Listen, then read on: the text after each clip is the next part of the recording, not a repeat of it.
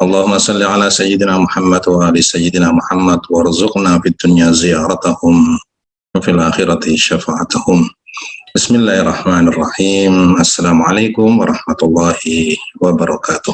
Waalaikumsalam. Segenap puji dan syukur senantiasa kita panjatkan kehadirat Allah Subhanahu wa taala atas limpahan nikmat, karunia, hidayah, inayah yang sampai malam hari ini masih tercurah pada kita semua.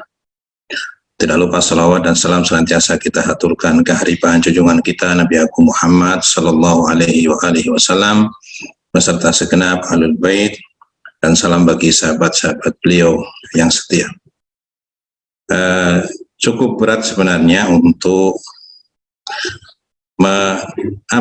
menelaah sesuatu yang berhubungan dengan sabda orang soleh. Mengomentari saja saya kira bukan tempat bagi saya untuk melihat apa kata Allah yarham tentang ahlul bait. Tapi yang barangkali bisa saya sampaikan pada majelis yang mulia ini, saya berangkat dari, mohon maaf saya awali dengan cerita pribadi saya berangkat dari saya lahir dan tumbuh pada keluarga yang memegang mazhab yang melarang banyak hal, termasuk ziarah kubur dan lain sebagainya. Tentunya antum tahu mazhab apa. Mazhab yang sangat identik dengan maslahat organisasi ketimbang maslahat din. Kemudian saya sekolah dari mulai SD sampai SMA itu pada sekolah yang basicnya adalah mazhab tersebut. Di situ selama berpuluh tahun kita dibentuk dengan satu tradisi memusyrikkan segala sesuatu yang tidak kita lakukan dengan alasan bid'ah dan lain sebagainya. Lalu beberapa teman dari waktu itu dari satu pondok di Jawa Tengah, beberapa teman mondok di pondok tersebut, nyantri, kemudian pulang dan bercerita mengenai mazhab ahlul bait. Pada saat itu ayah saya lebih dulu mengikuti ahlul bait ketimbang saya. Ayah saya adalah almarhum Allah yarham ayah saya adalah khatib Jumat, juga imam sholat di masjid dengan mazhab yang tadi saya sebutkan. Dan begitu tahu bahwa beliau baru cenderung kepada Syiah, maka diberhentikanlah beliau. Dan itu cukup membuat saya shock karena waktu itu saya juga belum meyakini itu. Kemudian dengan setengah memaksa, dengan alasan tidak ada biaya untuk sekolah, ayah saya kemudian mengirim saya ke pondok pesantren tersebut. Saat itu shock ketika kita melihat tata cara ibadah yang sangat bertentangan, dan bahkan dalam benak saya itu adalah sekumpulan ritual kemusyrikan, dari mulai tawassul dan lain sebagainya. Bertahap sedikit demi sedikit kita dapat keterangan dari Pak Ustadz, kemudian kita hidup bersama teman-teman di situ, mulai terbiasa, mulai membahas, mulai mengkaji. Akhirnya kita sedikit bisa memahami apa yang diyakini oleh teman-teman kita. Dalam 2 tahun kemudian saya mendapatkan mungkin hadiah ya, bukan prestasi lah, prestasi singkat, itu hadiah dari Ustadz untuk belajar ke Timur Tengah. Di situ kemudian kita belajar tentang ahlul bait, tentang Syiah dan lain sebagainya. Tapi ketika menjelang kepulangan saya, itu ada satu kegelisahan bahwa bagaimana ahlul bait ini bisa diterima, bagaimana Syiah ini bisa diterima oleh masyarakat dengan keindonesiaannya, dengan ketimurannya, dengan adat istiadatnya. Bagaimana Syiah ini bisa diterima formula apa yang bisa kita ramu supaya madhab Syiah ini tampil di negara kita ini sebagai madhab yang friendly, menjadi madhab yang tidak membuat shock seperti yang pernah saya alami. Berbagai macam ketika kita pulang, tentunya ketika kita pulang dari sekolah di luar negeri, kita pulang biasanya ada suatu semangat membara. Ada satu semangat membara untuk melakukan sesuatu, untuk melakukan perubahan. Ada idealisme yang sangat tinggi untuk melakukan dakwah, untuk mensyiahkan Indonesia dan sebagainya. Tapi di situ selalu justru semakin saya pikirkan, itu semakin membuat saya gelisah. Mengingat kita juga tidak melihat ada sesuatu yang harus dibenahi dalam konteks yang tadi saya pikirkan. Lalu sebetulnya ketika saya pertama kali berangkat ke Timur Tengah itu, saya sempat bertemu dengan Allahyarham Buya Jalal bersama rombongan yang diundang oleh Majma' Ahlul Bait Internasional. Kita bertemu di Kuala Lumpur karena transit di tempat yang sama. Di situ salah satu penyesalan saya adalah saya tidak mendekati beliau, tidak dan lain sebagainya. Kalau seandainya saat itu saya mendekati beliau, barangkali saya tidak akan mengalami kegalauan di kemudian hari ketika saya hendak pulang ke negara kita. Beberapa tahun kemudian, saya lupa berapa tahun kemudian, Kiai Miftah itu keluarga Allahyarham tinggal di Qum. Di situ kita sempat berkunjung ke rumah beliau dengan Ustaz Sotik Mahmudi pada waktu itu, ketemu juga dengan Kiai Miftah. Alhamdulillah, berkah yang luar biasa buat saya. Dan Allahyarham membuat pengisian di Madrasah Syahidain. Di Madrasah Ujatiyah ada ruangan namanya Madrasah Syahidain, di mana beliau membuat pengisian di situ. Waktu itu tentang apakah bunga bank itu riba atau bukan. Dari situ saya tidak begitu fokus pada masalah bunga bank itu riba atau bukan, tapi saya hanya melihat bahwasanya sepertinya Ustaz Jalal ini adalah orang yang mampu membuat formula bagaimana Syiah ini bisa berkembang di Indonesia secara, dalam tanda kutip, secara friendly. Orang ketika melihat itu dia akan merasa nyaman, dia akan merasa dan lain sebagainya. Meskipun saya kira perlu perjuangan yang besar mengingat adanya fa'iliyah dari luar yang berusaha tentunya untuk menggagalkan hal-hal yang mulia seperti ini. Nah, di situ kemudian saya mulai membaca buku-buku beliau, dan buku yang paling berkesan, tentunya semuanya berkesan bagi saya, yang paling berkesan dalam hidup saya, yang merubah hidup saya, adalah Meraih Kebahagiaan. Mohon maaf kalau judulnya saya salah, Meraih Kebahagiaan. Di situ ketika kita membaca, saya secara pribadi membaca, saya melihat bahwasanya kenapa kebahagiaan ini tidak saya raih sejak dulu. Saya sibukkan diri dengan belajar, saya sibukkan diri dengan belajar ilmu alat, belajar bermacam-macam, tapi ada satu hal yang kita lupa, bahwasanya ilmu alat dipelajari untuk kita membuat perubahan menjadi lebih baik pada setiap yang kita datangi, pada setiap tempat yang kita datangi, pada setiap orang yang kita datangi, mampu menciptakan transformasi diri sebagaimana yang dilakukan oleh Allahyarham. Dari situ kemudian saya berpikir bahwasanya inilah ajaran Ahlul Bait alaihimus salatu wassalam. Dari situ kemudian saya mulai membaca buku-buku Allahyarham, meskipun ada beberapa yang belum tuntas.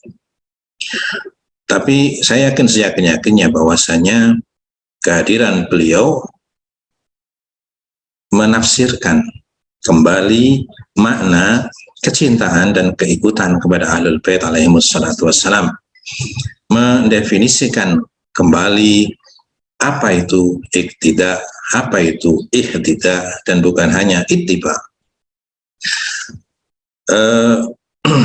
Kemudian beberapa tahun, akhirnya saya kemudian menemukan satu fakta bahwasanya beliau bagi saya paling tidak adalah figur yang mampu menetralisir ifrat dan tafrid dalam diri saya paling tidak pada waktu itu, yang merasa sangat-sangat galau untuk jadi antara apa yang saya pelajari dan formula apa yang harus saya terapkan pada masyarakat di mana kita berada.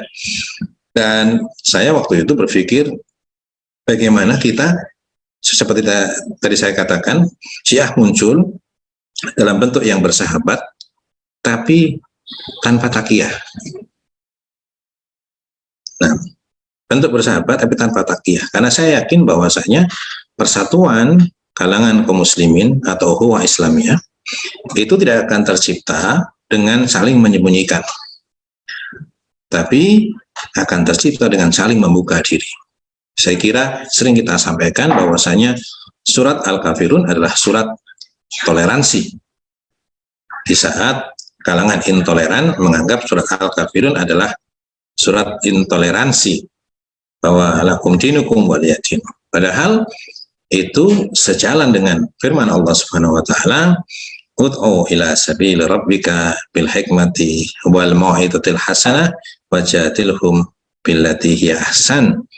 Pertama-tama Rasulullah melakukan diskusi dulu. Ya ayyuhal kafirun la a'budu ma ta'budun wala antum a'biduna ma a'bud wala ana a'budu ma a'badtum wala antum a'biduna ma a'bud, terus seperti itu sampai di akhir dengan lakum dinukum waliyadin. Jadi saya melihat bahwasanya itu adalah satu surat yang sangat indah bagi saya, yang justru memberikan satu gambaran bagaimana seharusnya toleransi itu diciptakan, yaitu dengan cara apa? Memunculkan dalam hal ini Syiah, memunculkan Syiah yang lebih friendly, dalam artian karena lebih friendly ini sebenarnya hakikat, bukan kita setting supaya friendly, karena ketika kita melihat tadi surat Al-Kafirun itu surat yang sangat friendly, yang sangat toleransi. Hanya saja kita perlu menjelaskan bahwasanya tafsiran tentang surat itu yang dilakukan oleh kalangan intoleransi itu sebenarnya tidak tepat gitu. Sehingga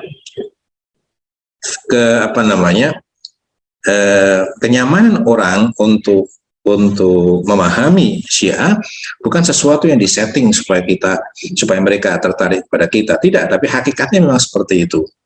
Misalkan sebagai contoh ayat yang berbicara mengenai wudu, mengusap kaki atau menyiram kaki, bahwasanya wamsahu biruusikum warjulakum, bahwasanya di situ jelas-jelas warjulakum, wamsahu warjulakum, dan ketika kemudian dilarikan kepada faksilu itu kan sesuatu yang dipaksakan. Nah, kita hanya perlu saja menjelaskan kepada orang bahwasanya ayatnya seperti ini dan kenapa ditakwil ketika tidak memerlukan takwil, misalkan seperti itu. Dan itu kita temukan di dalam apa yang disampaikan oleh Allahyarham Buya Jalaluddin Rahmat. Jadi beliau bagi saya adalah yang menunjukkan kepada saya madrasatul wasat, madrasah wasat, la ifrat wala tafrid, tidak melarang, tidak pula serta-merta berparadigma.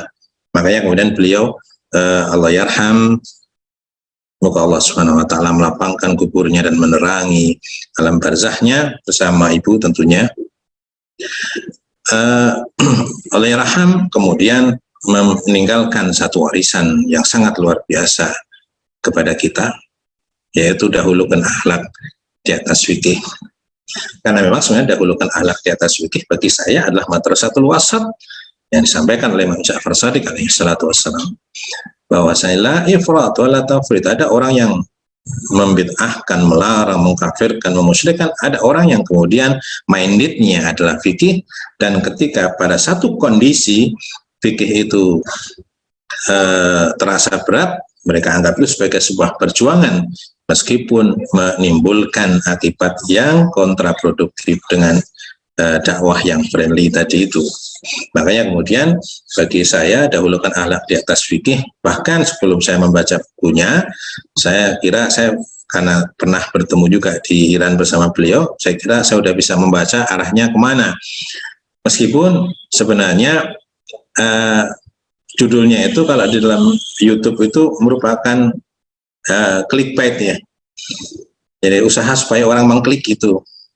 Thumbnailnya itu dibuat yang sedemikian rupa, judulnya dibuat yang sedemikian rupa agar orang misalkan ada video YouTube yang kemudian ditulis jangan diklik gitu, itu malah justru mengajak orang untuk klik. Dahulu kan anak di atas fikih memang berusaha kok gitu. Padahal itu adalah cara supaya orang ini terhenyak, orang itu tersadar apa sih gitu.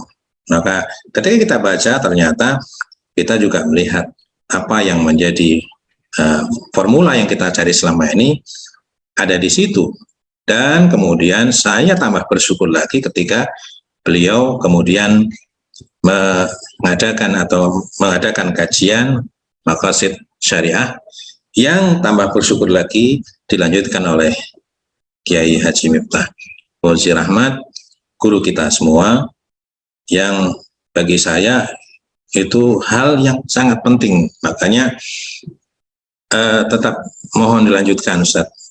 Kita sangat mengharapkan kajian-kajian yang akan memberikan kita satu penilaian yang objektif juga realistis terhadap setiap permasalahan yang kita hadapi, terutama yang berhubungan dengan keberagamaan kita. Dan saya kira itu merupakan bentuk friendly daripada usul fikih juga, Ustaz. Daripada usul fikih yang mungkin beberapa orang tidak akrab dengan beberapa istilah. Akhirnya hari ini kita memiliki standar moral, Ustaz, yang barangkali itu sangat penting sekali bagi kita. Dan ternyata apa yang disampaikan oleh Allahyarham juga disampaikan oleh Kiai Miftah, satu gambaran yang sangat luar biasa bagaimana kita seharusnya bersikap sebagai pengikut Ahlul Bait alaihimus salatu wassalam. Dan setiap yang disampaikan beberapa atau setiap warisan yang ditinggalkan oleh Allahyarham kepada kita, kalau kita mau menelaah dan meneliti, selalu ada riwayat yang kita temukan sehubungan dengan hal itu. Dan saya kira setiap orang punya daya tarik dan daya tolak. Bahwasanya harus ada satu kesadaran nasionalisme untuk bisa memahami lebih dalam mengenai rahmatan lil alamin. Bahwasanya Islam adalah rahmatan lil alamin, artinya dimanapun ia berada, dia harus menjadi rahmat, dia harus menebarkan kasih sayang bagi seluruh alam semesta. Dan ini yang oleh Allahyarham benar-benar diwujudkan. Siapa yang meskipun lisan mereka membenci, tapi kita tahu bahwasanya mereka sendiri mengakui bahwa itulah yang seharusnya dilakukan.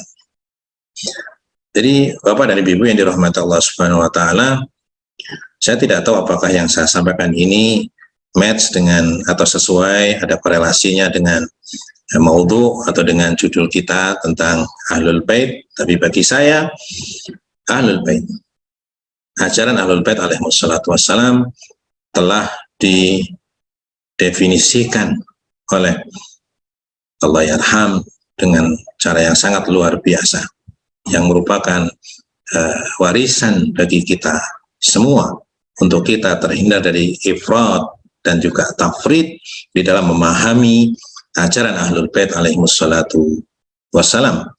Dan Saya kira kalau kita melihat buku-buku yang ditulis oleh Allahyarham, kita akan bisa memahami betapa beliau harisun alaikum ma'anitum. Beliau betul-betul gelisah dengan apa yang kita alami, apa yang terjadi di sekitar kita. Meskipun saya termasuk orang yang jarang atau sedikit sekali bertemu dengan beliau, tapi kalau saya pakai apa yang dikatakan oleh Syekh Ridho Mudhafar atau mungkin Syed Kamal Haidari pernah mengatakan juga bahwasanya sesuatu itu memiliki ikatan yang kuat karena dua hal, karena berulang-ulang terjadi atau sekali terjadi tapi pada momen yang berkesan. Dan momen berkesan itu saya dapatkan meskipun hanya beberapa kali bertemu dengan beliau. Selalu tertarik dengan apa yang disampaikan oleh Allahyarham. Saya kemarin agak kaget juga ketika membaca riwayat ini. Kenapa riwayat ini persis dengan apa yang sering disampaikan dalam beberapa pertemuan dan atau yang diajarkan juga kepada kita oleh Allahyarham. Dan kebetulan ini adalah riwayat dari Imam Hasan Askari, wasiat beliau pada akhir-akhir hayat beliau, dan kita tahu setelah beliau Imam Mahdi digaibkan. Artinya ini adalah wasiat penting sampai akhir zaman yang harus kita pegang, dan wasiat ini adalah wasiat kepada Syiah atau pengikut beliau atau orang-orang yang setia kepada beliau. Ini merupakan bagian akhir dari kajian kitab Idho'at min Sirati Ahlul Bait. Ja'a fi wasiyatin lil Imam Abi Muhammad Al-Hasan Al-Askari wajjaha li atba'ihi wa syi'atihi qala fiha. Tersebut di dalam wasiat Imam Abi Muhammad Hasan Al-Askari yang ditujukan kepada pengikut dan syiahnya. Qala fiha. Beliau bersabda, "Usikum bitaqwallah." Aku berwasiat kepada kalian untuk bertakwa kepada Allah. Wal wara'i fi dinikum, dan berlakulah wara' menjaga agama kalian. Wal istihad lillah, bersungguh-sungguhlah untuk Allah. Wa sadaqal sid wa sidqil hadith, dan bicara yang jujur. Wada'il amanah, tunaikanlah amanat. Ila man itamanakum, kepada yang menyerahkan amanat itu kepadamu. Min birrin au fajir, baik yang menyerahkan amanat itu orang yang baik atau orang yang jahat. Wa tulis sujud, perpanjanglah sujudmu. Wa husnil jiwar, berbuat baiklah kepada tetanggamu. Wa bihadza jaa Muhammadun sallallahu alaihi wa alihi, dan inilah syariat yang dibawa oleh Muhammad sallallahu alaihi wa alihi. Sallu fi asyairihim, salatlah kalian bersama mereka. Washhadu janaizahum, saksikanlah jenazah mereka. Wa'udu maradahum, jenguklah yang sakit di antara mereka. Wa'tu huquqahum, dan tunaikan hak-hak mereka. Fa innar rajula minkum idza wara'a fi dinih, sesungguhnya siapapun di antara kalian yang menjaga agamanya, wa sadaqa fi haditsih, dan jujur dalam ucapannya, wa adal amanah, dan menyampaikan amanat, wa hassana khuluqahu, dan memperindah akhlaknya ma'annas, ketika bersama orang. Qila, kemudian ada yang mengatakan, hada syi'iyun, itulah syi'i. Fayasurni dzalik, hal itu sangat menggembirakan aku. Ittaqullah, bertakwalah kepada Allah. Fakunu zainan lana wala takunu syainan, jadilah hiasan dan jangan jadi yang mencoreng muka. Juru ilaina kulla mawaddah, tariklah setiap cinta kepada kami. Badfa'u anna kulla qabih, dan hindarkanlah segala yang buruk, kesan yang buruk dari kami. Tuhaful uqul an alir rasul, halaman 326. Jadi Bapak dan Ibu yang dirahmati Allah Subhanahu wa taala, kita melihat bahwa semua yang disebutkan oleh Imam Hasan Askari adalah apa yang diajarkan oleh Allahyarham Buya Jalaluddin Rahmat, yang hari-hari ini kita memperingati kepergian yang sangat menyakitkan, kehilangan yang sangat besar bagi kita semua. Satu lubang yang tidak mungkin ditambal dengan apapun, yang kita memiliki tanggung jawab yang berat untuk melanjutkan. Dan marilah kita bersama-sama saling bahu-membahu untuk mewujudkan cita-cita besar beliau, yaitu menciptakan satu image rahmah bagi semua orang terhadap mazhab Ahlul Bait alaihimussalatu wassalam. Mudah-mudahan dengan majelis ini Allah Subhanahu wa taala berkenan melapangkan kubur Allahyarham Buya Jalal dan Ibu, menerangi dengan sinarnya yang paling terang mereka berdua dengan menghadirkan para aulianya, para malaikat rahmahnya. Dan mudah-mudahan kita yang masih diberi kesempatan oleh Allah Subhanahu wa taala mampu melaksanakan amanat yang teramat besar ini untuk melanjutkan perjuangan beliau. Perjuangan tentunya masih panjang, perjuangan masih memerlukan banyak pengorbanan. Mudah-mudahan kita selalu siap untuk berkhidmat dalam melaksanakan warisan dan amanat Allahyarham ini. Itu saja barangkali yang bisa saya sampaikan dari tempat yang seperti ini. Mudah-mudahan Allah Subhanahu wa taala mengampuni dosa-dosa kami, dan mudah-mudahan Allah Subhanahu wa taala mengumpulkan kita sebagaimana kita dikumpulkan di dunia bersama Allahyarham dan juga Bunda Ais Kartini. Mudah-mudahan di akhirat kita juga dikumpulkan bersama mereka berdua di sekeliling haud Rasulullah sallallahu alaihi wasallam. Alhamdulillahirabbil alamin. Astagfirullahaladzim. Wassalamualaikum warahmatullahi wabarakatuh.